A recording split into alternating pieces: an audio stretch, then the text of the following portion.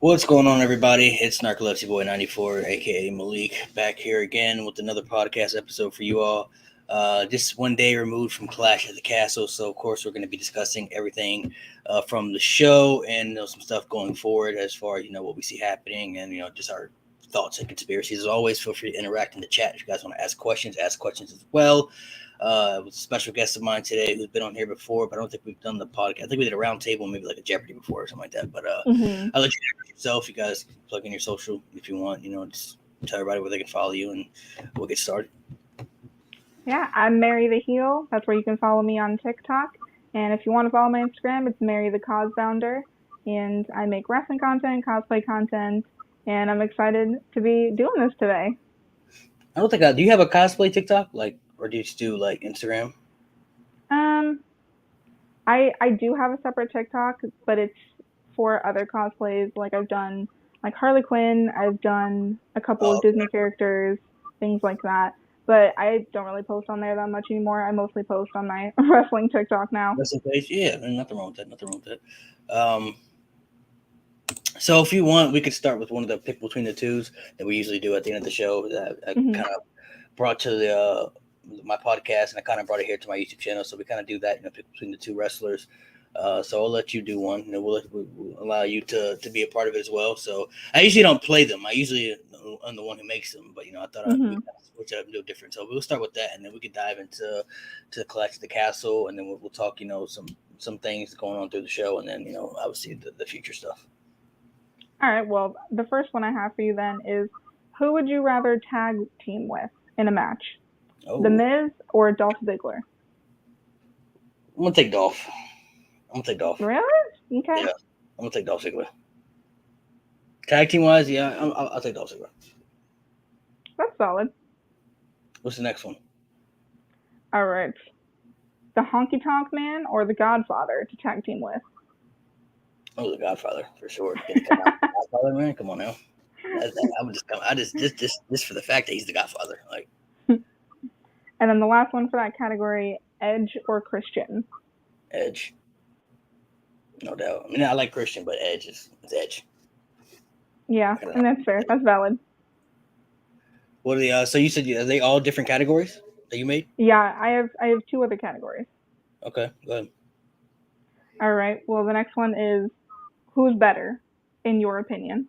Okay. First one is Sasha Banks or Bianca Belair. Unbiased. Sasha. All right. As overall, like, whole package. Sasha Banks, yeah. She's done too much so far. Bianca Belair is getting up there, but she's done more. That's fair. The next one is The Undertaker or Stone Cold Steve Austin. That one's tough.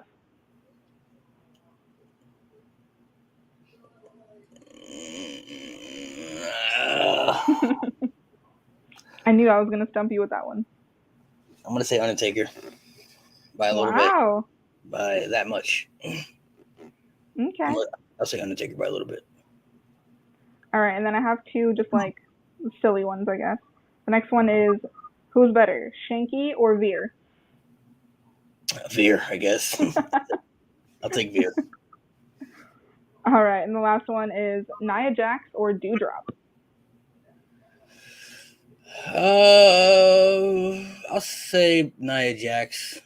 WWE, she's done a little more. I mean, if they bring Doudrop back as Piper Niven and she can do what she did like in the Indies, then yeah.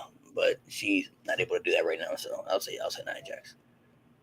Yeah, I hope they do more with Doudrop and give her original name back.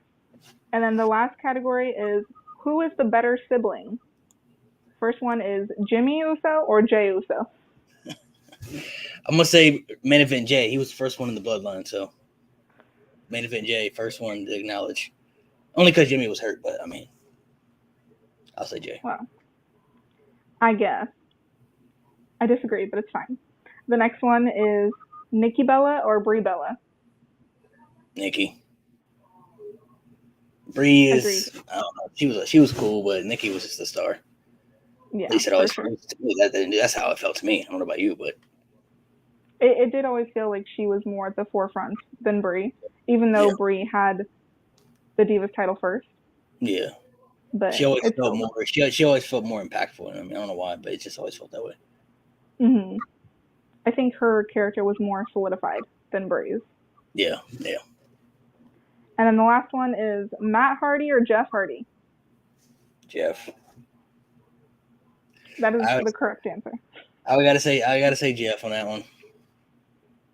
Even yeah, I would have to say Jeff. I like Matt Hardy, but I like Jeff. I think he's more impactful too. Yeah. Well, those are all the ones that I had.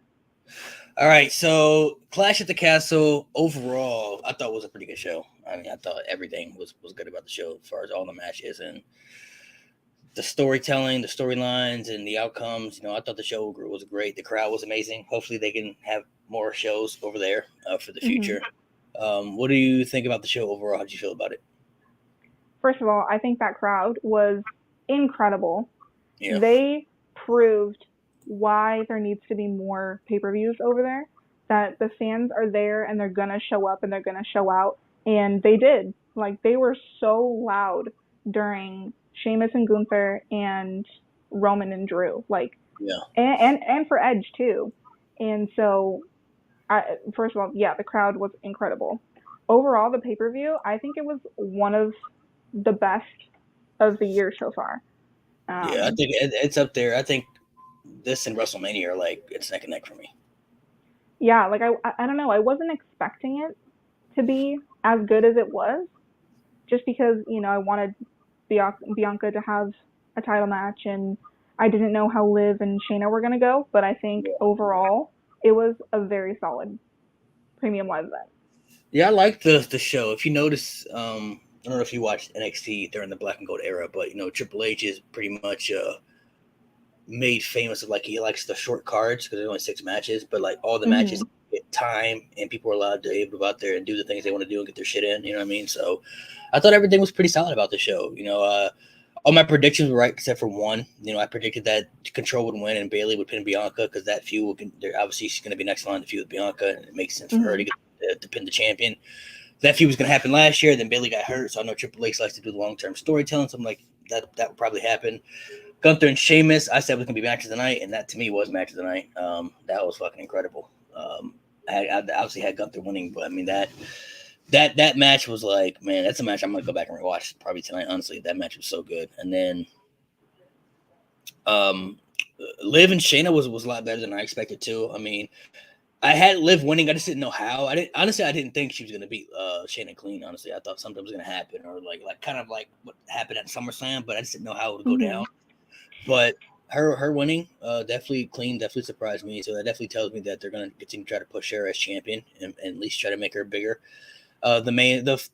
The tag team match, I had Judgment Day winning and I had Dom turning, but it was like the opposite. The Judgment Day lost and then Dom turned afterwards. So hmm I thought they would lose and then like Dom would be upset that they lost, something like that. He turned, but the fact that they won and he still turned, that was kind of like a like that's still he's still like he's still mad. You know what I mean? Like that Yeah. that Ray picked. Um, I guess that Ray picked him. Or Ray didn't pick him over Edge. You know what I mean? So and then the Riddle and Seth Rollins was a great match. You know what I'm saying? I had Seth winning. That was a pretty solid match. I enjoyed that. And then the main event had everybody on the edge, I think, especially towards the end. You know what I mean? Like it was back and forth and the crowd was going crazy for the anticipation and everything. So I thought the show overall was pretty good. You know, it was a really good, solid show. Hopefully they can have more shows over there. I wish they can get, I hope they honestly can get a WrestleMania eventually. You know, I definitely think they should at least keep just like one WrestleMania. Yeah, I think they deserve one. So let's touch on the main event first. So Roman and Drew. First off, how did you feel about the Broken Dreams intro? Did you think like they should have just brought the theme back, like just have his theme back, or were you fine with the intro? Because I was like, the intro was cool, but I was like, I mean, I wish they would have brought the theme back, you know, just like permanently. Yeah, I mean, I think they were trying to give the fans just like a little cookie, but not the full thing. So I think Mm, that was their way of like still kind of doing that fan service, but not doing the full thing.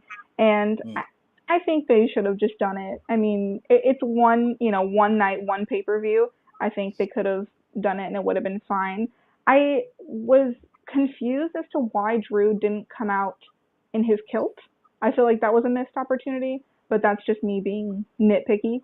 But Yeah, he yeah, hasn't. I think he's kind of dropped that too. He hasn't been with the kilt in a while. I don't think he's wore that no, in a little but bit. you think he would have for this, but Yeah, as far as the intro, like it was fine. I didn't think it was, you know, show stopping. And I yeah. think either they should have just full sent it or not done it at all. What was your prediction going into the match before the outcome? What did Oh, you think was going to happen? Roman. I Did knew you it was think gonna be Roman. did you think it was going to happen the way it did, or like did you think Roman was going to win? You just didn't know how it was going to happen. Yeah, I'd obviously been hearing that Solo was gonna come up on the main roster. Didn't think it was gonna be at Clash of the Castle, but I didn't mind it.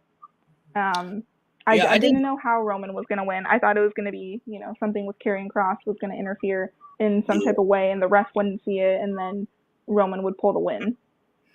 I had Roman winning too. My gut, I was 50-50 though. I honestly really didn't know what was going to happen. Roman in my gut, I was like Roman's probably going to win. I just didn't know how though. I'm like I don't know how this is going to happen, because the Usos aren't there and Heyman's not there, and obviously the Bloodline is there to protect him as champion. So I'm like I don't know how this is going to. I didn't even think about Solo Sikoa. I really didn't. I was like Hmm. it didn't even cross my mind. I'm thinking like maybe the Fiend shows up or something, like something crazy happens. You know what I mean? Like I was thinking outside the box. Like I didn't even think about Solo Sikoa just because, and I had heard the rumors too that he probably was going to come up to the main roster, but I just didn't even cross my mind though, like that could be Yeah, a possibility. You know what I mean? So that definitely was. It wasn't like shocking. It was just more of like, oh, like he's an Uso. Like I didn't even think of like I don't know why I didn't even think of that. You know what I mean? It just didn't cross my mind, but. I definitely thought Drew could possibly win, though. I mean, they were in the UK, so I was like, if they really want that big crowd pop, you know what I mean, and give Drew that moment, I mean, it makes sense, in my mind to do it. I just didn't know if they were going to end the championship run at that show. I'm like, I don't know if it'll end there. You know what I mean? Like, I don't know. Um, yeah. I was kind I of hoping that they would make the match at least for one title, though, so Drew could take one of the titles off of Roman. But maybe they have more plans in the future.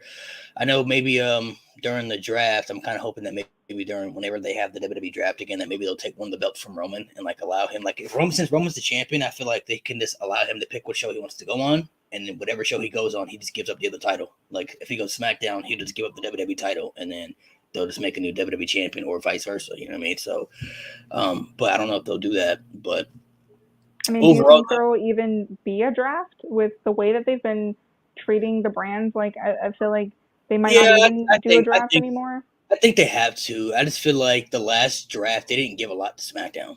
You know what I mean? Like Yeah, SmackDown did have a lot, and then they took a lot away from SmackDown. So I feel like they have to make this, especially they're bringing people back now too. So I feel like they got to make the brands a little bit even. You know what I mean? So hopefully, I mean, I don't know if they will. I assume they will. I'm going to say they will. Hopefully, they could do that and allow the brands to feel even again, like they did in 2021. Like Roman had a hmm, lot of challengers on SmackDown. Then he had Edge and Seth. And, there's a lot of people in line waiting for the title shot. And then Bobby Lashley, as WWE champion on Raw, was killing it too. You know what I mean? So um, I feel like they need to get back to that. I just feel like Raw has like even that Survivor Series. They're doing the Survivor Series thing again. I guess Raw versus SmackDown, but it's like SmackDown doesn't have much though. Like who's gonna be on Team yeah, SmackDown? Drew McIntyre or who? Like it's like I don't see Roman being on Team SmackDown. He's gonna fight. Well, maybe he is. There ain't gonna be no champion versus champion match. He got both titles. So I mean, yeah. maybe That's true. the Bloodline, maybe all the Bloodline members will be on Team SmackDown. You know what I mean? So I don't know. Um, I just don't know how they're gonna get one of the belts off Roman. I definitely think they will though. If Triple H had been in charge by WrestleMania, I don't think he would have did the unification match. I think he would have did something different. Hmm. That's just my thought process, but I think he'll probably find a way to take one of the belts from Roman, and he'll probably vacate it. I don't think Roman will drop it. I think he'll vacate the title, and then somebody else will become WWE champion because it only makes sense for him to keep the Universal title since he's been the champion for 2 years. You know what I mean? So that's what I see for the future. But overall, I thought the match was a good match. The ending didn't surprise me. I said in my prediction that if Roman was going to win, somebody was going to help him. I just didn't know how. Hmm. I just don't know who's going to be there, but somebody's going to help him win. That's pretty much how all his matches go. So I'm fine with it. What do you think though, as far as the future? Like, who do you think stops the Bloodline when the time comes? Like, who are some people that you think people should be on the lookout for? I mean, my top pick is going to be Cody Rhodes, and Everybody's that just depends if he's going to come back, when he's going to come back, what stage we're going to be at down the road. yeah. And I know that, you know, Karrion Kross is like one of Triple H's boys, but I just don't see it. I don't see Karrion being the undisputed champion. I don't know. Maybe that's just because like I haven't fully watched his career, so I don't. Did you You see know, him in I'm not NXT? full. Mm-mm, Oh man. no. So and so like I understand that that is probably something that people want, but if it's not Cody, I just don't know because I think it has to be part of the storytelling too, with Cody being like, you know, there's more than one royal family. Yeah. So moving the title from one wrestling family to another, I think that's very smart in terms of story, and I Mm-hmm. could see it happening. Don't know when though. I feel like anything before Royal Rumble would be obviously too soon. I think, you know, if he comes back by Royal Rumble, I could see it happening then. And then, you know, let's say that Theory cashes in at some point, but then cashes in for one of the titles. That could be a way for them to split the titles. Is Theory being like, no, I want that one, and then it has to be just that one, or something like that.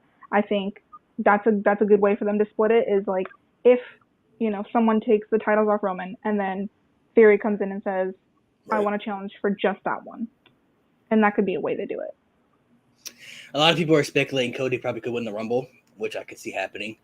Um, I don't think it'll be Cody. I don't think he's gonna face Roman at WrestleMania. Like, I think The Rock is the front runner. Like, if Yeah. I mean, we don't know the possibilities of that happening, but like I'm saying, like WWE in their mind, like they're gonna try to make that match happen before they make Cody versus Roman happen. Like The Rock versus Roman is the big money match that's going to draw so much money. So like, if they But have not the for the opportunity, titles. oh, it's gonna be for the title. It's No, definitely because Rock doesn't need him. He's not. he's He's not gonna not come. he's not gonna win though. So Well, I guess. But then what's the point? You know. it's just it's for box office and it's just the dream match that they're gonna feel like they're gonna make happen rather than not make. It's kind of like Rock versus Cena. You know what I mean? Like the first one like didn't have the championship, but like at that time, you know, like when that match happened, it was like a now or never type thing. Like if this is gonna happen, it probably will happen now, or it's not gonna happen at all. And this is the same way with Mhm. The Rock. Like The Rock is 50 now, so it's like if he's gonna come back, it's gonna be now. And Roman as the champion, I mean, he might. I don't think he'll have both titles by WrestleMania. I do think by WrestleMania, he will have one championship, but the match I definitely think will be for the championship. I mean, the entire story of the bloodline evolves around Roman being the champion, and with The Rock being, you know, in the family, it just adds more to the story. I don't think it needs the championship, but honestly, to me, it doesn't really matter if it has a title or not because Roman Yeah. Reigns he's not losing either way, so I don't see him losing to The Rock, title or no title. So I mean, if it has to be the way that like Roman, you know, leaves the company because he wants to go do other things, then I could see it he gets being resigned though. well, yeah, but I feel like it's more interesting to do it of like a head of the table match, and then Rock wins, and then Roman gets to go do whatever, and then the bloodline continues through the three Usos. But maybe that's just me.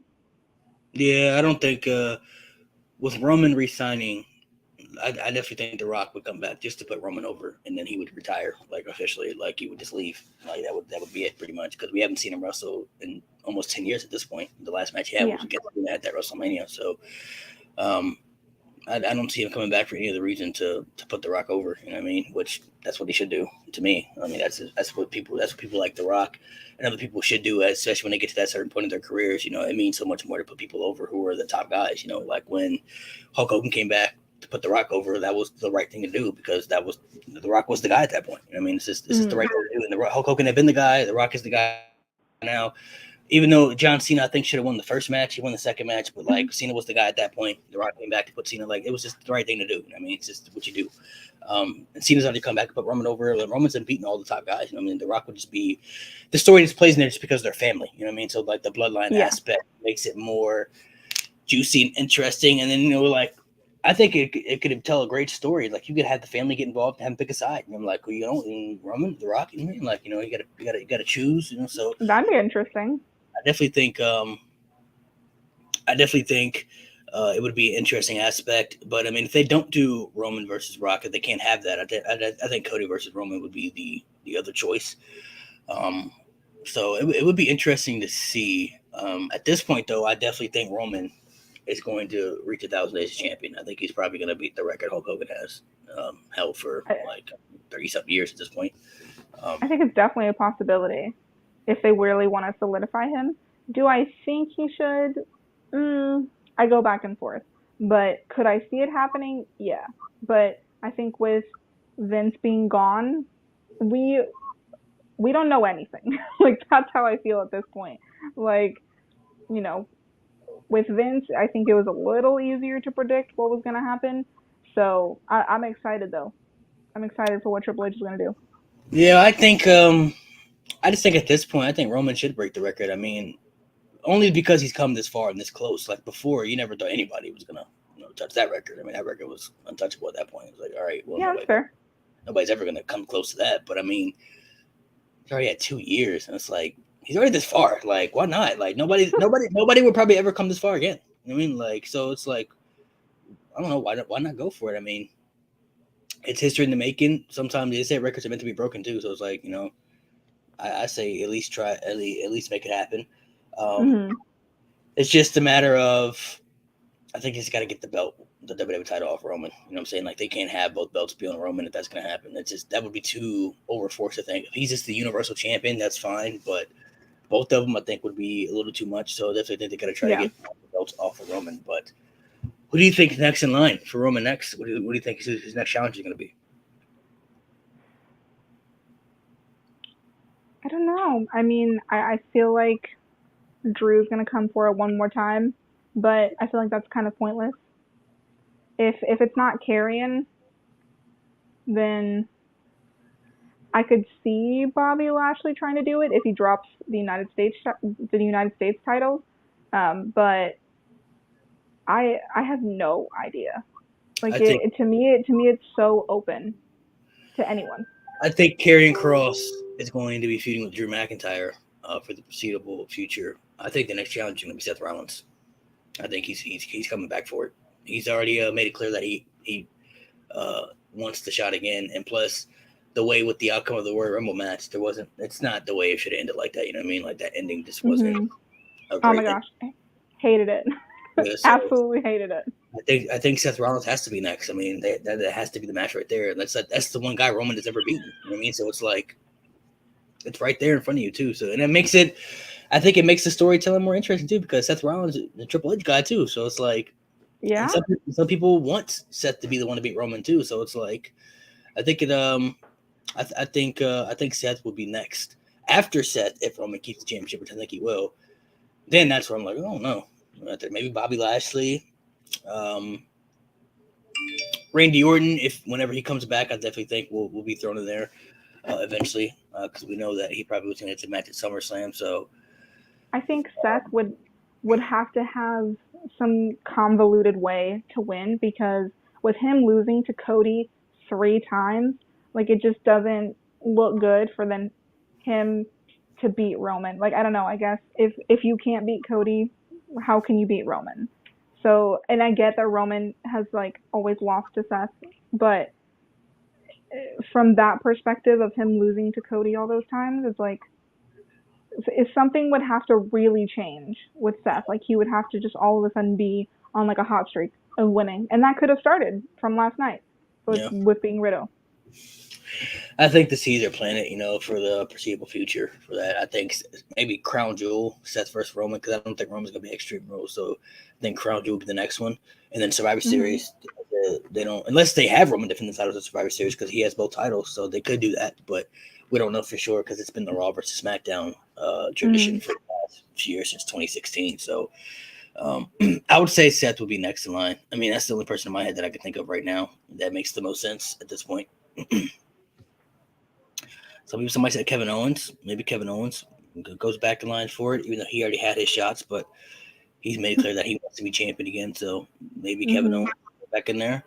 So that could be a possibility. And I wouldn't mind that. Kevin Owens, yeah, I mean, I would. They brought back the prize fighter. Thank God they brought back the prize fighter, Kevin Owens. So they've already starting to make him. Somebody said AJ Styles. We haven't seen AJ Styles get a shot yet either. He hasn't had his shot yet either. So AJ Styles is another great name. I think I would love to see that. And he's kind of really not really involved in anything at this point either. He's not really involved in any big story. So I definitely think AJ could be a factor. I would say Seth though would be my pick if I had to pick anybody on the WWE roster. I would say Seth Rollins. That's valid. What'd you think about the other matches though? What'd you think about the women's match? How do you feel about that, the tag team match? For me, I don't know. It had its good moments and its bad. Asuka went hard for no reason. Like, she was on fire during that match when she wasn't like dead on the outside for like 15 minutes. But I think it was okay. I think obviously the team dynamics just aren't there because Damage Control is still, finding their groove, and obviously Bianca, Alexa, and Asuka, they weren't a team before. So I think it was a little clunky, but overall I think it was a good match. I think Damage Control winning was the right choice, even though it's not what I wanted, but I think it was a good setup for Bayley.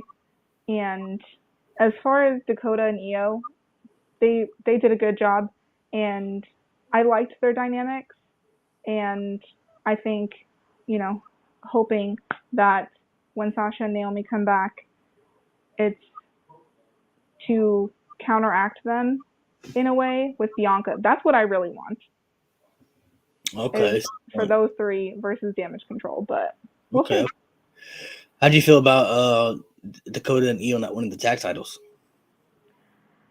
I'm fine with it because they were having this match at Clash of the Castle. I feel like if they would have won the titles, then this match was kind of like pointless.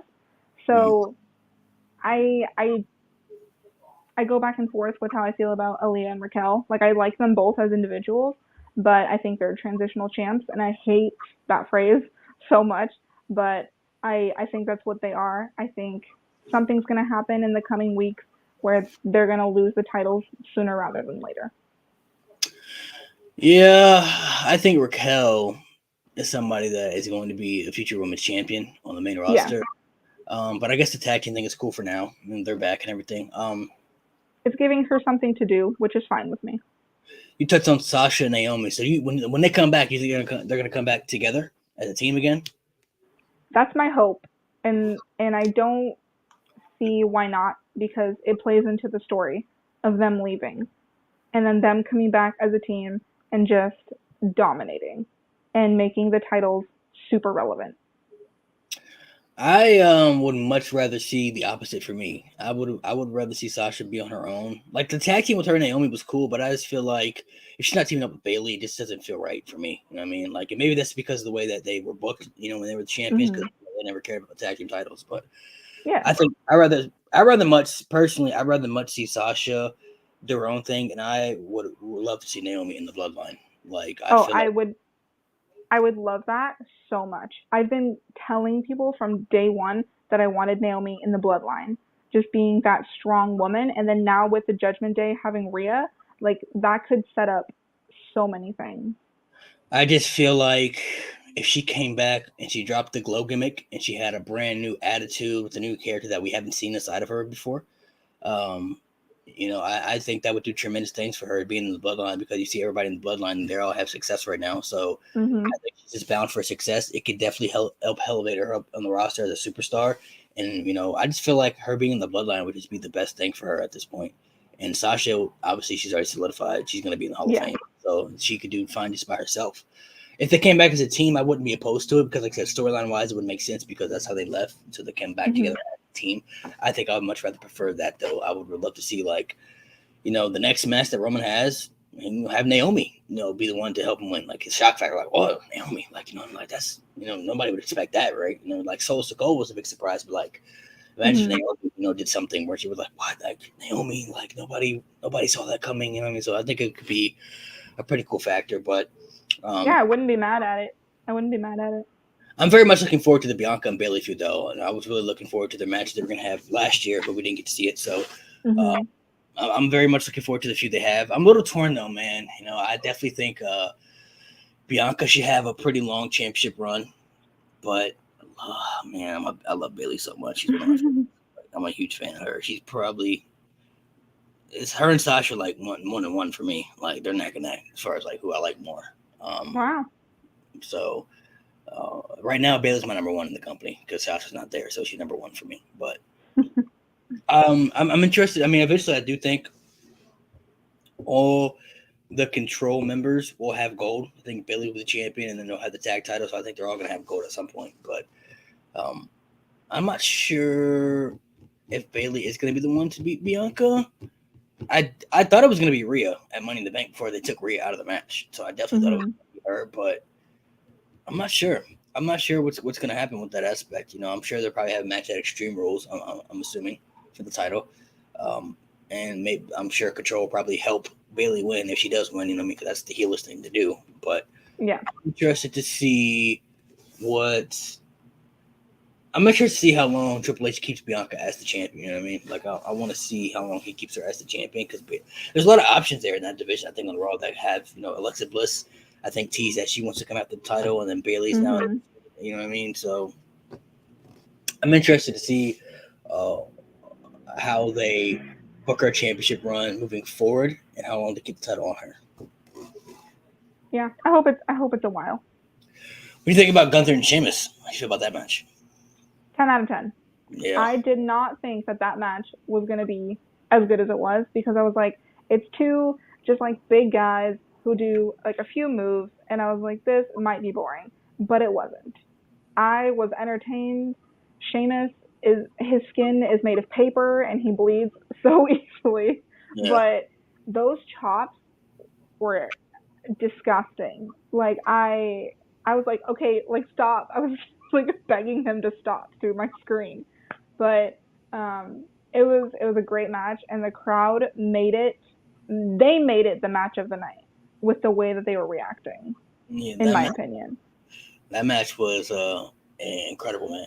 Sheamus, I feel like, is one of those like underrated legends. You know what I mean? Like he doesn't get enough respect, I think, sometimes from people. Like Sheamus is legit, man. He's proven that. Like his matches are physical. Gunther too, man. I mean, I've been watching him for a long time, so I knew the match was going to be great. That was my pick to be match tonight, like I said, because that was just the physicality was going to be there, and it was nothing less. And the match was just. Like I said, the crowd interacted. The crowd was there. I love the energy that they gave for that match, and 10 out of 10 for me as well. That match was just incredible. I wouldn't be mad if they have a rematch. Yeah, I mean, and I knew Gunther was gonna win. Like I know they were trying to play into the Sheamus not ever having the IC title, but I just don't think it's the right time if they're trying to build Gunther. Like there's no point in taking the title off of him for Sheamus, who's been in the company for over a decade. So that's just how I feel about that. So I'm big on Imperium, and one of the matches I want to see is Imperium versus the Bloodline. Like that's just like right there. I'd like to do it. Like that was a cool twist. It's right there to tell, and I know they just added Solo Sikoa to the group, but there was also another group of Imperium, Alexander Wolf. So I mean, they could probably bring him back and put him in Imperium too. I'm just saying, it's possible. I mean, Imperium was a 4-guy group before it was 3, so I love the aspect of Imperium versus the Bloodline. That right there was just like. So do you think that Gunther is in the conversation to dethrone Roman then? Not right now. He can be. I think he can be. I think they're trying to build him up and trying to build up the Intercontinental Championship, which is totally fine, 1,000%. But if he has the look, and he's somebody that I can believe could beat Roman, so I mean, if they build him up right where he can feel like a credible threat, then yeah, Gunther's one of my 3 people that I can see beating Roman. He's one of 3 that if they build him up right. You know what I'm saying? Now, I'm not saying right now, but if he's built up right where the fans, the WWE universe can feel like he's a credible threat, I feel like he can be a credible threat. Like he's one of my 3 picks that I think could possibly beat Roman for the future, or 3 people that I would see beat Roman when the time is right. Cody Rhodes, I wouldn't be surprised. Like it wouldn't surprise me. So that's why I'm okay with it. Cody Rhodes would be one of my picks. Gunther and Karrion Kross. Those would be the 3 for me at this point. So I'm interested to see what's next for Gunther. I want to see Gunther versus Madcap Moss. That's what I kind of hope is next. I really like Madcap Moss. Like he's grown on me a lot. I liked him after the matches he had with Drew McIntyre, but now that he's kind of separated from Corbin and everything, I really like Madcap Moss, man. He's got intensity. He can go in the ring. He's very energetic. You know what I mean? Like Mm-hmm. I like what he brings to the table, man. Like I like the aspect of Gunther versus Madcap Moss. I think that could be a very, very good match right there. So I'm kind of hoping Madcap will be next in line to the challenge for the IC title. That's what I want to see next. Yeah, I like Madcap too, and I just wish though he just needs better ring gear. I can't with just the black shorts. The Like black shirt, he black needs hair. something to add to his character. But if they do that, I think it'll be better for him. How did you feel about Liv and Shayna? We touched on that for a second. What do you think's next for Liv after she beat Shayna? I mean, Ronda's still kind of there. Do you think Ronda will be next again, or Ronda and Shayna maybe triple threat? Yeah, I was honestly kind of surprised they didn't add Ronda to this match. I thought for sure it was going to end up being a triple threat, but she's obviously still in the picture. I'm still waiting for Charlotte to return. That's coming. That's inevitable, and obviously she's going to come for the title. So I think it's either going to be Ronda or Charlotte coming back. So you don't think Shayna's And going to rematch?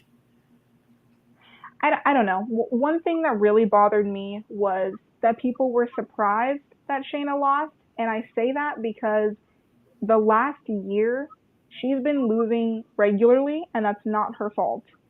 But after after Nia left and Shayna was then with Natty and then on her own, like it's not like she's been, you know, winning a lot. And so I feel like people being surprised that Shayna lost was, I don't know. To me, I was just like, I don't know why y'all are confused, but I could have seen it going either way. I could have seen Shayna winning and taking the title off Liv, but I I just didn't believe that Liv was done as champion yet. Hmm. So I saw it both ways. Okay. That's understandable too. I definitely don't know what's next for Liv. If Charlotte comes back, I think she's going to feud with Ronda without the title. I think Hmm. since the last time they fought, she made her quit, and they're 1-1. Charlotte won at WrestleMania. Ronda won at Backlash. So I think it's just Hmm. a tiebreaker matches there to have, and the winner probably will face. Uh, the winner probably will face Shayna. I mean, sorry, no, Liv in the future. But I don't know who's next for Liv, man. I don't know who the next challenger could possibly be. Like, I'm interested to see how they pull that out. But um, the tag team match, with Dom turning heel, how do you Hmm. feel? Like, how do you? I don't know about Dom being a heel. Like, I like that he turned heel. I wanted to see it happen, but I'm not sure if he has it though. I don't know if he has it to be that heel. He just doesn't look like he could pull it off. I could be wrong, but we haven't seen that side yet. So maybe he'll bring it out and he'll shock us, and I hope he does. But I'm interested to see the aspect of what this could turn out to be. I think for me, obviously, I didn't want the Dom heel turn because I love him. I'm wearing my Los Misterios shirt right now, Oh man, but I wanted the heel turn so bad. I couldn't even tell you. I I knew it was coming. I knew it was inevitable, but I just love Dom as a face because he's just so like he's so adorable. He has that baby face.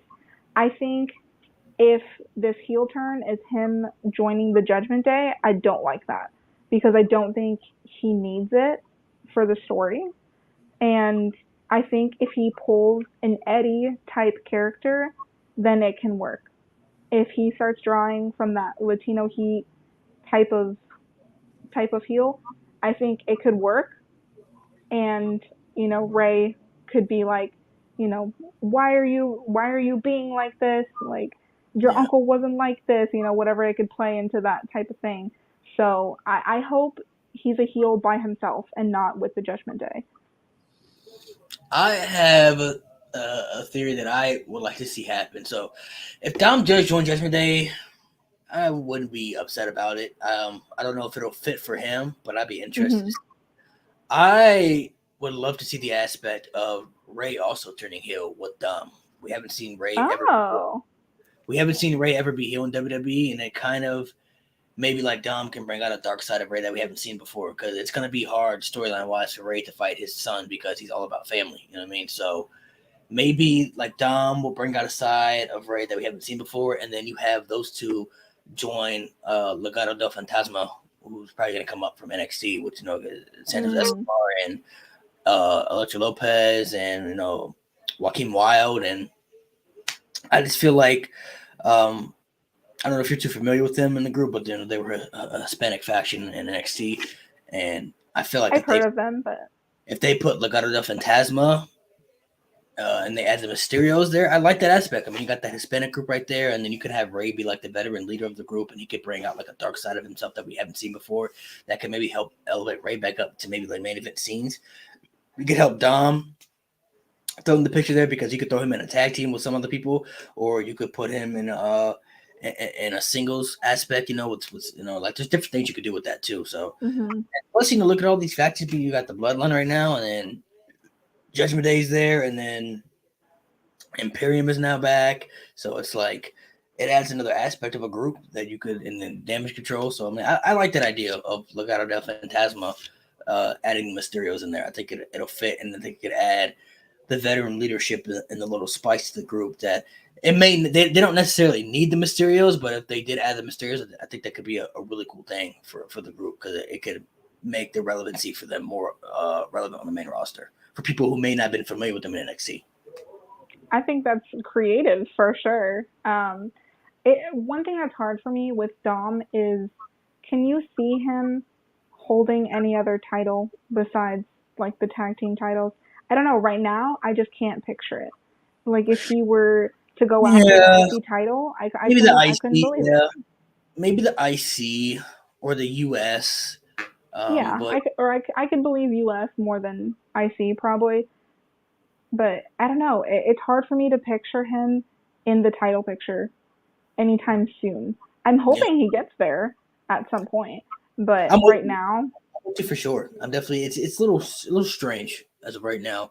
But I think he could get there if he's built up right as the heel that I think we want him to be. So I'm interested to see how the heel turn's going to play out. I don't think Ray will turn heel. I mean, I doubt it. He's never been a heel in WWE. I mean, he's at the end of his career, you know what I mean? So it's like, why not? You know what I mean? Like something interesting, something different that they haven't done with Rey Mysterio yet. And I think it could be a cool aspect. So I would love to see that happen. But last one we're going to touch on is Seth and Riddle. Very good match. A very good match as well. Seth winning didn't surprise me. What do you think is next for both? Do you think these two are going to continue to feud? Or do you think it's going to be separate for a few now? You think they're going to go their separate ways? Or what do you think? I think that they're probably going to go at it one more time, just because they've still just been like, talking shit. So I wouldn't mind them having one more run of the feud, but I didn't think Seth needed this win as much as Riddle, just because Riddle has kind of been going downwards since Randy left, except for his like little thing with Roman. But I think Riddle needed that win, and I'm kind of sad he didn't get it. But I understand that Seth is a top star, and he needs to be at the top as well. I think going forward, if Seth doesn't go for the title with Roman, I could see maybe more stuff with Edge. Maybe I feel like we didn't get a good conclusion with that, but also with I don't know. Seth is just such in a different space than everybody else. Mm. Like he's not really in a title picture, but then he's also not in any other feuds. So it's hard to see who he could face next going forward. And as far as Riddle, I think he's going to be mid card for a while until either Randy comes back or until something really changes. And so I don't know what's next for him. I can't pick one person that I'm like, yeah, Riddle should feud with that person next. Like I don't see it. I think Seth needed the win for me. He's been losing a lot this year. A lot. Yeah, that's fair. I think the win for him, especially if he's going to be going for Roman, it just makes the most sense. You know what I mean? You got, like I said, you got to put um, steam behind Seth to get him back into that picture to be involved in that. So I don't know what's next for Riddle either. I'm interested to see what they do. I mean, they probably could have a rematch at Extreme Rules on September 8th, but um, I'm not sure if they'll continue the feud. I mean, they have built up the feud to be real personal. They involved kids and family. You know what I mean? So they have Mhm. they've made it very edgy. You know what I mean? As far as making the feud feel legitimately personal, but I don't know if it'll be in the cards for the future. I'm interested to see what both guys do. Um, what I want to touch on is that there's been some more returns that could possibly be announced. They said that Mhm. Strowman could be coming back, especially for Monday. How do you feel about that? Well, one thing that my husband actually mentioned was if Braun and Bray Wyatt come back together and kind of go back to that time when they were in a group, I wouldn't be mad at that. But Braun just coming back by himself, I don't know. I think his solo time, it had its high points for sure, but I feel like he just kept losing. And I'm like, this is a huge man. If they bring him back to like go one on one with Omos, eh, that's fine. You know, two big guys. Omos isn't really doing much right now. Like, I'd be fine with that. But I think him and Bray coming back together and kind of bringing that old feel would work best for Bray. I don't necessarily want him to come back as the Fiend. I think that's kind of past. But I think if they call back to the original Wyatt family, I wouldn't be mad at it. I So first, I was a big fan of Braun Strowman. I was a huge fan of him, and his 2017 run really disappointed me because when Mhm. he didn't beat Brock Lesnar at No Mercy, that really upset Oh my me. god. If there was anybody on the roster at the time that was believable enough to beat Brock, it was him. You know what I mean? Yeah. And like you said, he just kept losing the big ones whenever he was supposed to win, and it just really it devalued him so much over the last few years that like when he became Mhm. champion, nobody really cared, and he wasn't even supposed to be the champion because Roman was going to beat Goldberg at WrestleMania, and then COVID happened, so Roman pulled out of WrestleMania, and he was like the last minute replacement. So I just feel like when if he comes back, first of all, I'll be really happy if he comes back by himself, and I think Triple H will do better things with him than what Vince did with him. Like I said, he's a massive dude. Like he has a great look, and it's not like he was bad in the ring. He could go in the ring. He could cut good promos.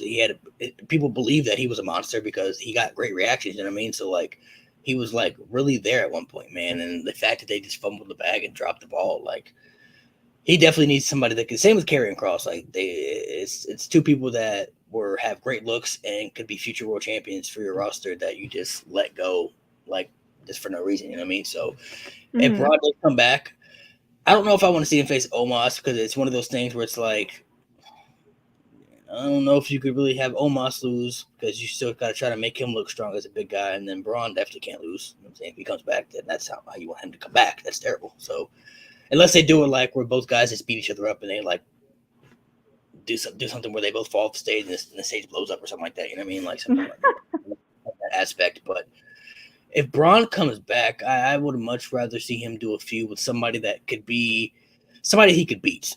You know what I mean? It's a credible feud where having feud with the Miz, or having feud with somebody that he could beat that wouldn't affect him. You know what I mean? Like he needs to come back and feud with somebody that he could beat that continue to kind of put him up at the top. You know what I mean? Like the Omos feud could be cool, but it's just like I don't know. I just feel like you don't want to have Omos get beat because it would kind of if they have Omos get beat by Braun, Omos could fall back in the category that Braun was in years ago. You know what I mean? Mhm. It's like okay, now nobody's gonna believe that he can be a credible threat. You know what I mean? Like 'cause he's losing all the time, so it's like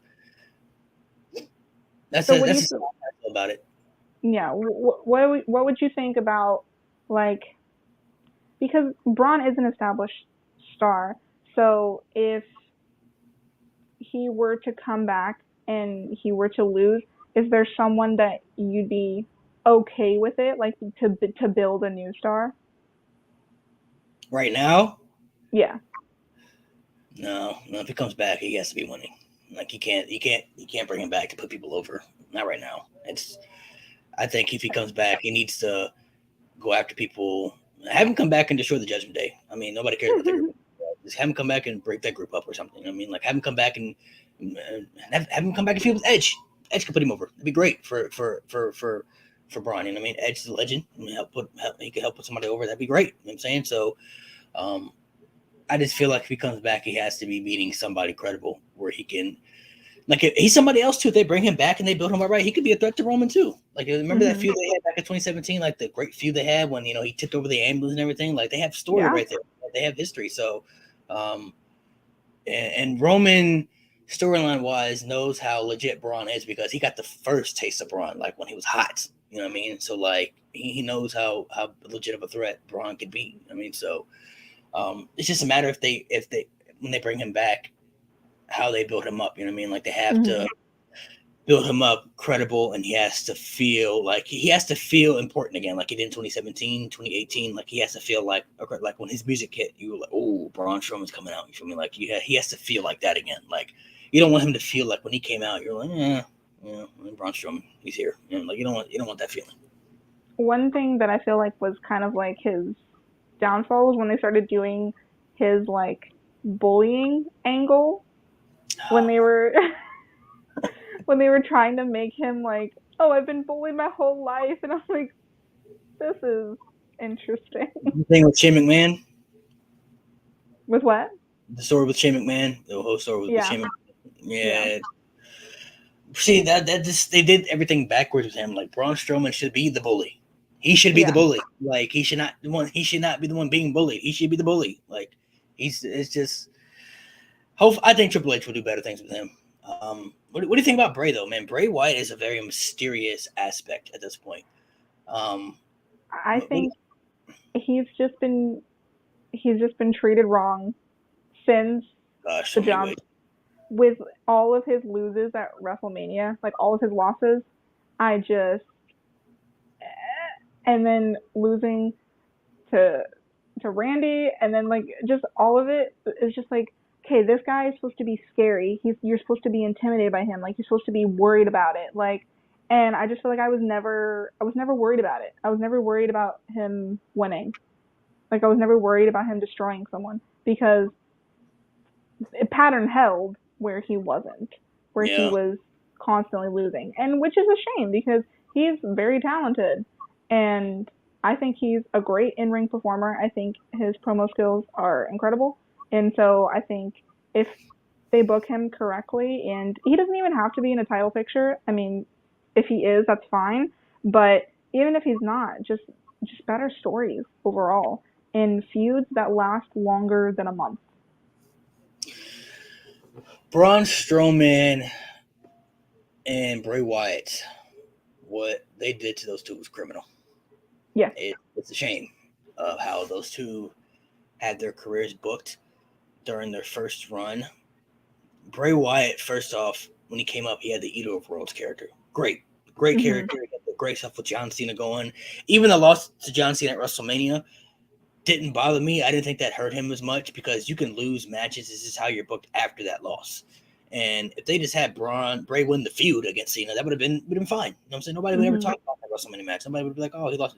If he'd won the feud overall, it would have been fine. But they always put him in feuds that he was losing. The one with Cena and the one with Roman. You know what I mean? It's like the Eater of Worlds character was so hot, but they diminished it so much, so badly that Bray Wyatt not only took a break for a while, but he came back with a character that was better, if you ask me. The Fiend. He came back as this Fiend character was one of like the coolest characters I think I've ever seen in my life. I'm like, this is incredible. Like the mask and the wardrobe, and like it was so creative how he did, like how he was like Firefly Funhouse Bray Wyatt, and then he would be the Fiend. You know what I'm saying? Like he had two different personalities, so it was like it was so incredible of how he had this character, and it was so cool. But then they ruined that too, and it's just like, oh my gosh, like the Fiend character was so much money, like it was in the palm of their hands. Like they had a great character in the palm of their hands, and it's just so mind blowing to me of how they booked that. Like the Fiend character. Go ahead. That was terrible for Alexa too. Like first of all, her acting skills, love them, but I don't think that time was good for her either because Bray was also losing. So it's like it affected her as well. And so I think just overall, it wasn't good for either one of them. I think for me, first off, what hurt the Fiend for me is that when they brought him in, they instantly put him in the championship picture.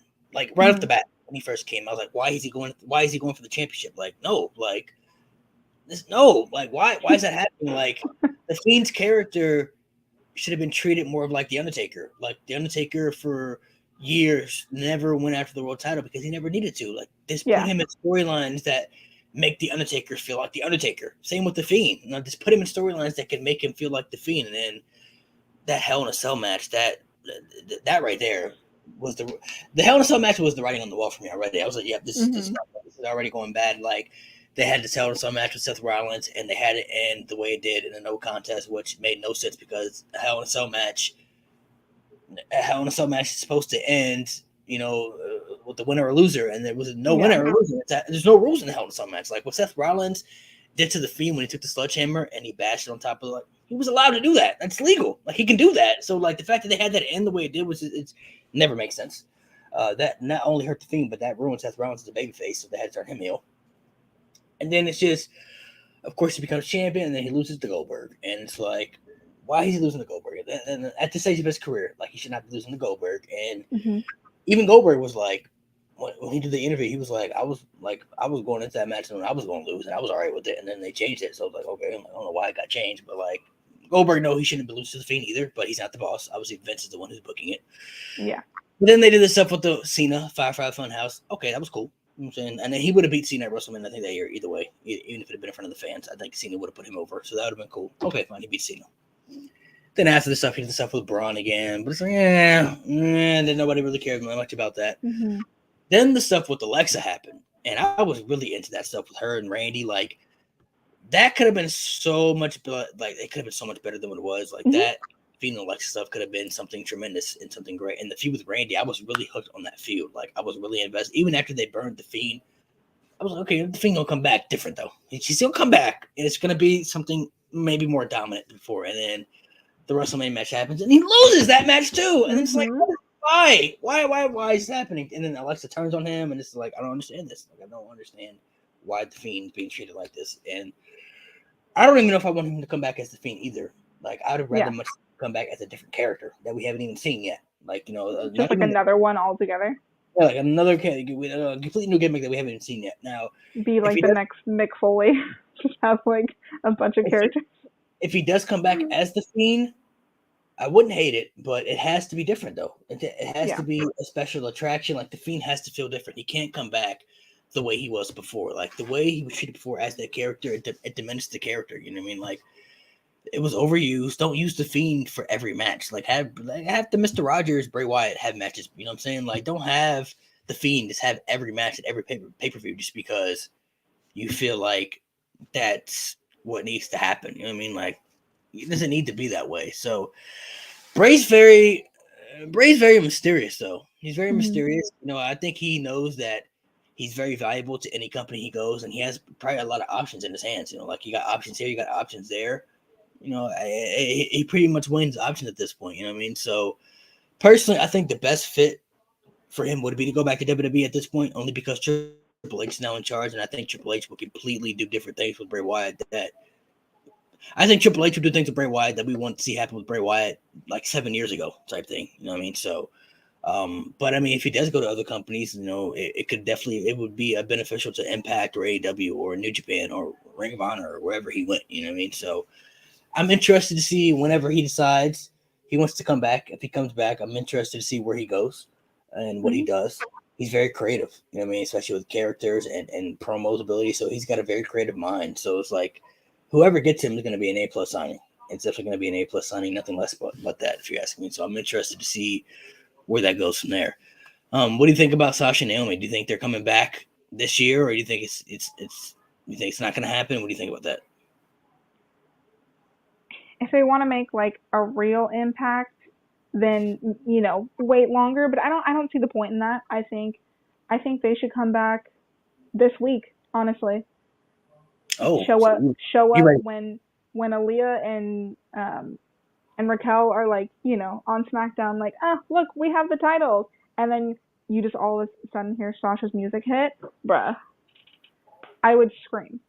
Like, I just think that it's okay if they come back now and maybe they don't fully start going after the titles, but I think it should just be now. I don't see the point in waiting. If they're gonna wait, then the Rumble, have them come back, but I don't see the point in waiting.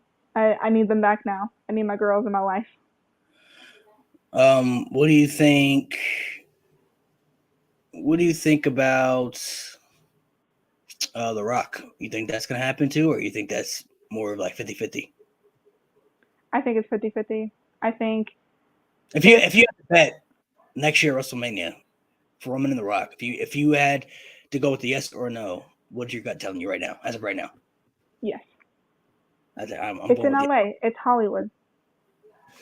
I think it's just inevitable not to happen at this point. Like, it's like a now or never type situation. It's like if it's Yeah. not going to happen, then it's like the perfect location. It's the perfect atmosphere. Roman's at the top of his game. You know what I mean? So it's like, and then like they're like literally saving Roman's undefeated streak. Like he hasn't been pinned yet since Tribal Chief. So like they keep pushing it. So it's like Hmm.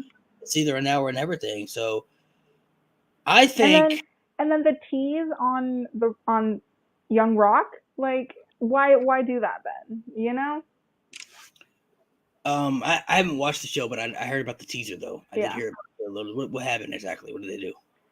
So it's a scene where there's young Roman, so Joe, and he's like asking The Rock, "Oh, like wrestle me," and then Rock says to him, "No, that's a WrestleMania match," and then it's like they're breaking the fourth wall during that moment. Mm, So it's like if you don't after that, and then also like young Roman looks at the screen and says, "Acknowledge me." So it's like, yeah. It's too inevitable. It's too inevitable.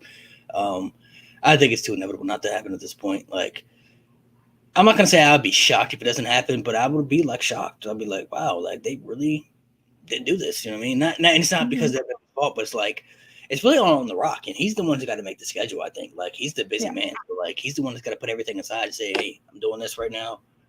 Nothing else I'm doing. It's kind of like when Batista came back for his last match, like he did everything, he put everything aside and said, no, I'm doing WrestleMania. And then after that, I'm retiring, but this is what I'm doing right now. And same with Cena when he comes back. I'm not doing this right now. I'm doing this. And this is what I'm focusing on right now. So And I it would have just been think, good. oh, go ahead.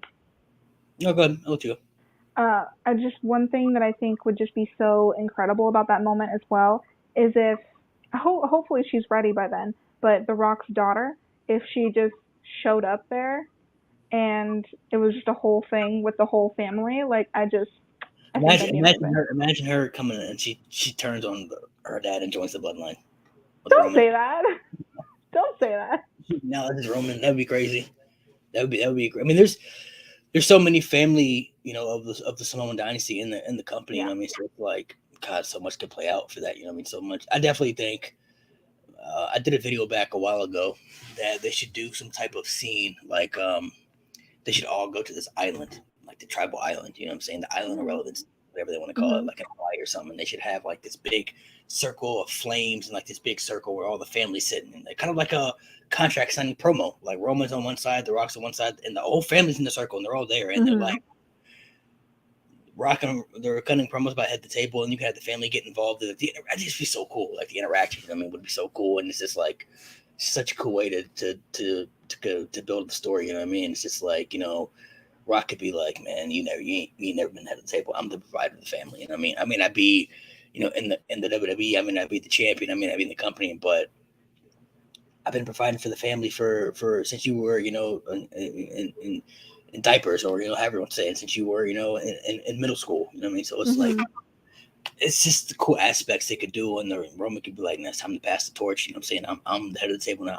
I'm the provider. We don't need you to be at the top anymore. They got me. You know what I'm saying? So so many different aspects they could do, and I would just be really surprised if they didn't really make it happen. Kind of like This match honestly will probably be even bigger than Roman Rock and Cena, because like Rock and Cena was like we didn't know like that was gonna happen. Like that, like when the Rock came back, it was like, whoa, the Rock is back, and then like he calls out John Cena, and then you're like, holy shit, we're gonna get Rock and Cena. Like that's something we never thought we'd see, but like this is there. Like we know this could happen. You know what I mean? So it's like it's there right in front of us. So I just in WWE has grown bigger since it's 10 years ago. You know what I mean? So it's like, man, like it just the atmosphere would be so crazy. You know what I mean? And plus, with WrestleMania is just like in LA and it's all like the writing on the wall is just like it's literally like if somebody was trying to create the perfect story for this to happen, it's literally there. You know what I mean? So it's like I would be really kind of a little surprised if if they can't really work this out and make it happen. So I think it will though. I think The Rock knows how important this could be and this is, and for this probably could be his last match and one last time to go out there and feel the crowd and live that moment. You know what I mean? Because you don't get that moment, you know what I'm saying, in Hollywood. I'm saying being in front of that live audience and, just being in the WWE and in the ring. And so I'm saying, so if it's going to happen, I just think it's next year. If it's not going to happen next year, then it's probably never going to happen at that point. Yeah. And earlier you had mentioned Naomi joining the Bloodline, but do you think Tamina should be in there too? Why not? I mean, I don't know if she goes in there, I don't know if she'll be built up to be like a credible threat to a women's championship, but I mean, I don't know if she should be in the Bloodline though. She's more in relation to The Rock. She's The Rock's cousin, so it's like. Well, like if they tell her to choose a side and then she chooses The Rock or something, Yeah, her choosing The Rock would make the most sense though because they have the most. I think they're closer in age and they have the most connections and like they've showed pictures of them together as kids and everything. You know what I mean? The Rock like he just bought her a house or something like that too. You know what I mean? So he bought her a car. I'm like, what? Yeah. So it's like he bought her a car, he bought her a house. It says she seems more into relation of the Rock side of the Samoan family. You know what I mean? So it just makes more sense for her to go to that side. But for Naomi, I mean, Naomi's married to Jimmy, so I mean that just makes sense for that. So I would be interested to see. I definitely would love to see the storytelling of that aspect of how they can make that happen. But only time will tell if that could happen. I mean, I hope it does. But my gut is telling me that it'll probably go down for the future. So, but before we head off here, give me some things that you want to see happen for the future, like as far as maybe some superstars getting pushed, or maybe some different story aspects as far as what we see in that for Clash at the Castle. Yeah, I think Alexa Bliss needs to go back to the goddess gimmick. I think that was the best time for her, and I think that character just works for her so well. I think that if eventually Damage Control breaks up, I'm not saying anytime soon, but like down the line, I think a tag team with Io and Asuka would be really good. Kind of like Kabuki Warriors, but obviously their own thing. And then as far as the men, I think that Gunther is gonna keep moving up. He's not one of my faves, but I think he's gonna keep moving up. One person that I think is gonna start getting more shine is Ricochet. I think Triple H is gonna do more with him, and he's having that big match with Camille Hayes. Yeah, exactly. And I'm looking forward to seeing what's gonna happen with Logan Paul. I'm not a fan of his in the slightest, but I gave him his credit for what he did at SummerSlam, but I'm intrigued. I think one thing that I'm not sure is happening is Gable Stevenson. I don't know if he's still coming up. Like, I don't know what's going on with him, but I imagine he'll show up soon. Not sure when. As far as like NXT call-ups, I think Mandy Rose will be coming back soon, and that I'm looking forward to. I really like her new style. Main roster. Yeah. They'll all be up, I think, Monday. I think Mandy Rose loses. She's losing tonight, I think. She's dropping the title, and then the whole group will come up to the main roster. It's time for them to come up. So. I mean, they were already in the tag team tournament. She's talk about making her career. She's revived her career tremendously. Yeah. She's legit a women's championship contender, like threat. I mean, as far as like being a women's champion, like man. But do you think she could come for Liv? Why not? Yeah, her and Liv. I mean, I could see that. Yeah, I'd be totally down for that. I didn't even think about that. So I mean, that's a Yeah. put them on SmackDown, have her kind of instantly gets another credible threat for Liv. So I mean, I like it, man. Mandy Rose she is somebody that nobody. I don't think a lot of people saw a lot of potential in when she first was there, but man, she showed she's better at promos, and she's got a good finisher and some good matches, and she's got a group with her that's really good too. So it's like, man, Mandy Rose, she's legit. I'm not gonna lie, she put in the work. She put in the work, and I gained a lot of respect for her. As far as Roman, how long do you think? I tried. Listen, I said he was going to be reach 1,000 days champion. I mean, he's going to do it. So a lot of people were like, that's too long. I'm like, all right, I'm just saying he's going to be 1,000-day champion. It's going to happen. I think at this point, like we talked about, he's going to be Hogan's record. So I think he'll hold the championship that long. But if there's one person that not who you want to see, but that you think Triple H will make beat Roman, who do you think it's going to be? I don't know. I'm trying to think of who I could really see doing it. I swear to God, it better not be Brock Lesnar or Goldberg. That's all I'm saying about that. But no, I don't think it'll be. I think if I had to pick two people, I would say Cody Rhodes or Karrion Kross. Yeah, Cody Rhodes, and then if Braun comes back, I can see it. Braun Strowman? Yeah, I could see it. I think Cody Rhodes or Karrion Kross would be the two for me that I could just see it. I mean, Karrion Kross, Triple H guy, Cody Rhodes, I'm giving that moment too. So those would be the two that I could see happening. So, all right, now it's time for pick between the two for your turn. So mine aren't broken up into different categories. I just let's choose. This is just who you think is better. Okay. Overall. So we'll start with Bianca Belair or Nikki Bella. Why would you do this to me? It's Bianca Belair, even though I'm a Nikki girl with all my heart. Trish Stratus or AJ Lee? AJ Lee. Oh, better than Trish. All right. That's I just think she had better in ring ability. Charlotte or Lita? It hurts my heart, Charlotte. Alexa You're doing Bliss. This to me on purpose, I swear. Alexa Bliss or Bayley? Alexa. I think she's incredible. Becky Lynch or Sasha Banks? Sasha Banks. Roman Reigns or Seth Rollins? Are we talking whole package? Everything. I mean, success-wise, accomplishments, everything. I gotta go with Seth. I just think he's better. John Cena or The Rock? The Rock. He's my number one, always. Triple H or Shawn Michaels? Triple H. Ooh. I think overall he had more, not mainstream appeal, but like I think more people liked Triple H during his height. Like I feel like if you like Shawn Michaels, you were like a particular person. But I feel like Triple H had overall appeal. Okay. Edge or Brock Lesnar? Edge all day. I hate Brock Lesnar. Randy Orton or Chris Jericho? Ooh, that's really tough. Overall, I have to go with Chris Jericho. I think his promo skills are just above Randy. Just this much. I'm gonna throw out one more wild card. I want to see what you think about this. Shane or Stephanie McMahon?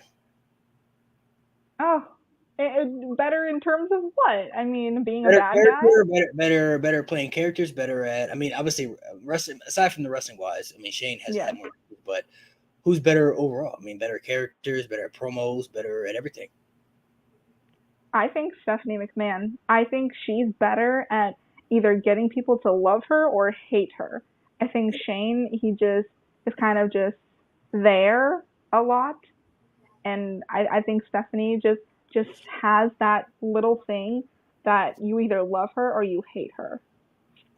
Yeah, Stephanie's always been better to me. I think Shane's better to be faced because he does the high risk throwing his body out there. But as far as character work and heel, I mean, Stephanie's top 5 heel all time to me. So I mean, incredible. She's amazing for me. So you said The Rock is your goat. Is that your goat? Oh yeah, Number one. Who's on the Mount Rushmore for you? Then you got The Rock on there. So who are the other yeah. three? I would say Rock. WWE WWE was Yeah. Stone Cold is up there for sure. okay. And then I'm trying to. Or are we including like just legends or just like anyone? Yeah, legends like Mount Rushmore, the WWE Mount Rushmore. Yeah. Then also Undertaker, absolutely. And for me personally, Rey Mysterio. He's Oh, to me is he's the goat of lucha. Like that just is what it is. And like I said, I'm from San Diego, so he's our hometown hero. And I just watched his documentary the for the A A&E, that was really good. and you can just tell he's just incredible, and he's always been incredible, and he's defied every odd. So he's definitely up there for me. Rey Mysterio is cool. Um, Are you more of an Eddie person? yeah, yeah. Eddie Guerrero is better to me overall at pretty much everything, in my opinion.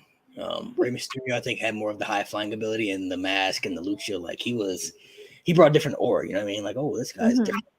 But I definitely was more of an Eddie Guerrero player. Eddie Guerrero was the first wrestler that made Eddie Guerrero was my first favorite wrestler when I first started watching. Like he was my first. He was my guy before John Cena became my guy. But um, my Rushmore of WWE, I would say Stone Cold. I would have Undertaker. I gotta put Hulk Hogan on there, man. I have to. I can't leave him off. He did too I much. mean, you can, but I could, but it's realistically without the Hulk Hogan era, the WWE yeah, probably would have succeeded. yeah, And that's then fair. I would have John Cena on there. The longevity, That's also valid. I don't think anybody on top consistently for years had a better run than Cena. You know what I mean? Like Yeah. 10 years. I mean, it's and not changing his gimmick not once when people like hated him or liked like.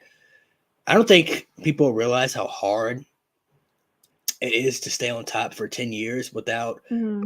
Wrestling is all about reinventing yourself. Sometimes, you know, I mean, we've seen Undertaker do it, and Jericho, and a lot of people have reinvented himself. But Cena was on top for 10 years and didn't reinvent himself once. He was the same guy, same character, pretty much for 10 years, but he always remained to be the biggest star in the company, the most over guy in the company, and the biggest draw. Like it's Yeah. that may never be done again. You know what I'm saying? Like they may never be done again. So I would say those. The Rock is close to be. Shawn Michaels and The Rock would be tied for fifth for me. Those would be the fifth spot, like first top five. They're neck and neck. Personally, I've always thought The Rock was better than Stone Cold to me. I think The Rock was better than Austin, but I think Austin's impact was just so much bigger. Like he pretty much saved the Attitude Era Yeah. at the lowest end. They were right here, you know. He was the biggest draw in the company. The biggest, I think he's the biggest superstar of all time. He got the most selling. His merch is still like the most sold merch of all time. The Austin 360. Like his impact was just too big. Mhm. Before Austin, though, it was Hulk Hogan. Hulk Hogan literally was like the guy for a period of time. Like it was literally Hulk Hogan, like in the WWE. Like he Yeah. was larger than life. Undertaker, the longevity. I think he's top three all time for me. And then Cena, with just his impact, I think is also up there too. But it's tough. It's neck and neck though. I mean, it could go either way, back and forth. But I would have to go with those four for me. Those would be of WWE wise. Now, if we're talking outside Mhm. of wrestling, that's different. That's a different aspect because of different people that I would throw on there that Mhm. may not have had the best WWE careers, but they could be. I mean, there's a lot of people with different aspects on there. But your Rushmore is a little bit different. A little different. Mysterio, Austin, you said Taker. So I mean, it's a little different about Rushmore. But um, who would be your honorable mention in that fifth spot? You could throw two. I threw two out there. I said The Rock and Shawn Michaels. So one through an honorable mention. Mm, I would put Triple H up there in top 5 in terms of impact and longevity. And you know, I'll give credit where credit is due with John, because he was consistent until he left. Like that just it's something that, like, even though he technically did have two different characters, but I feel like he still brought the the heel thugonomics thing over to his face character, like he still talks shit to people, like, but he did it in a way that you found it funny, and it wasn't like he was being a heel. Yeah, I know what you mean. Yeah, I definitely. I mean, obviously, he didn't start off as the hustle, loyalty, and respect guy. You know, he's the Yeah, guy. But once he became the guy, the man, like he had a 10-year run, which was incredible. Now, not people get burned out by then. Not many people make it that long. You know what I'm saying? The yeah, Rock didn't last that long. Stone Cold, Hogan did a little bit, but not many people can last that long on top. You know what I mean? It's hard to stay on top that long because you got the schedule and the match and the brutality of the body. You know what I mean? It's a yeah. lot.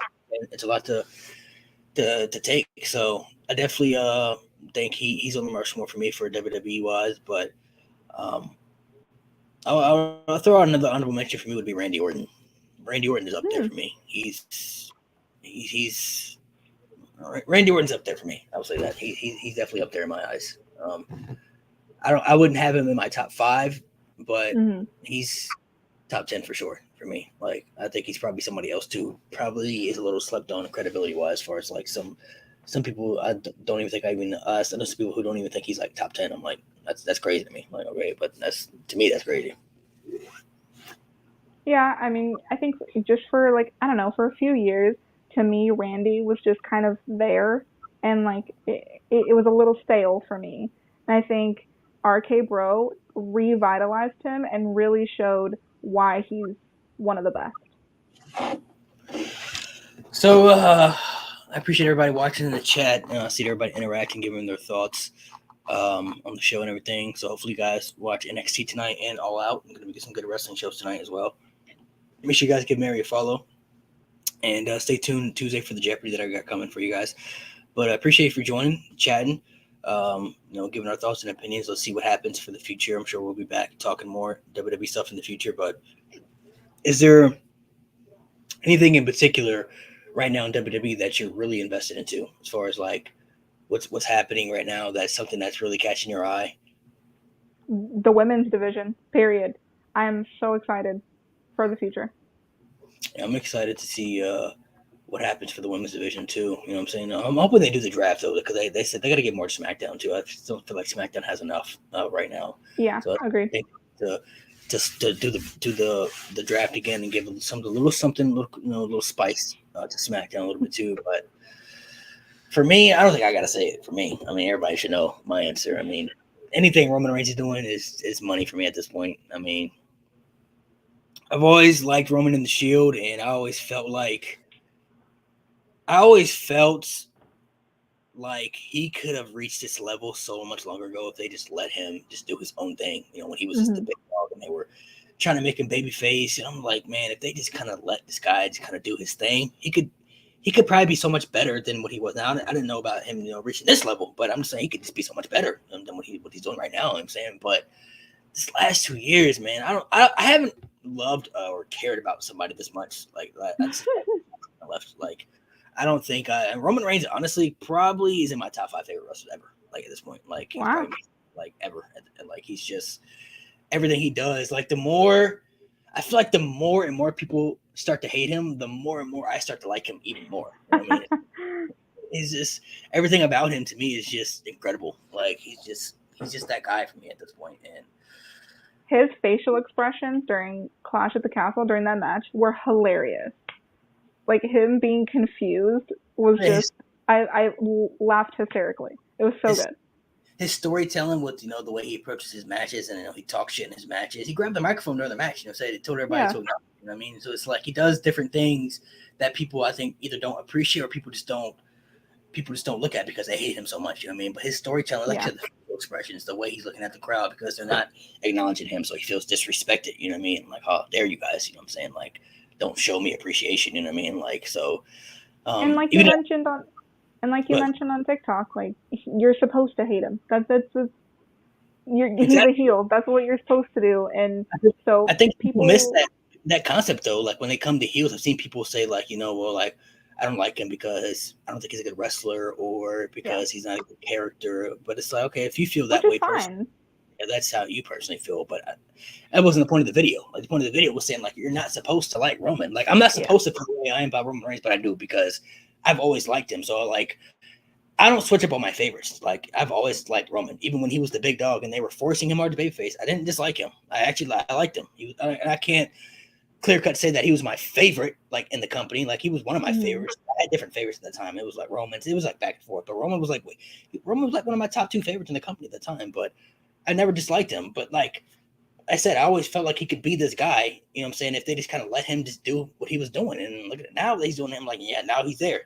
Now we're finally at the point where he could have been, years ago for me. So yeah, I just feel like some people miss the aspect of heels though. Like I said, like you're supposed to not like heels. Like that's the whole concept of being a heel. That's why, like in Marvel, DC, you have superheroes, you have villains, you have good guys who do the right thing, and you have bad guys who try to stop them from doing the right thing. You know what I mean? It's like it's the whole concept of storytelling. You have good guys, you have bad guys, and it's just really hard in wrestling these days to legitimately be a heel and be hated as a heel because the heel is looked at more as cool, you know what I mean, as the bad as the more as the baby face are, you know what I mean? So it's like it's cooler to be a heel and it's more probably easier to get over as a heel because people just kind of gravitate more towards that heel aspect, you know what I mean? So the fact that Roman is able to get the reaction that he's getting from people now because of the way he's winning his matches, like of course the bloodline is going to help him in his matches because that's what they're there for. The bloodline is designed to protect Roman as champion. Same with Evolution.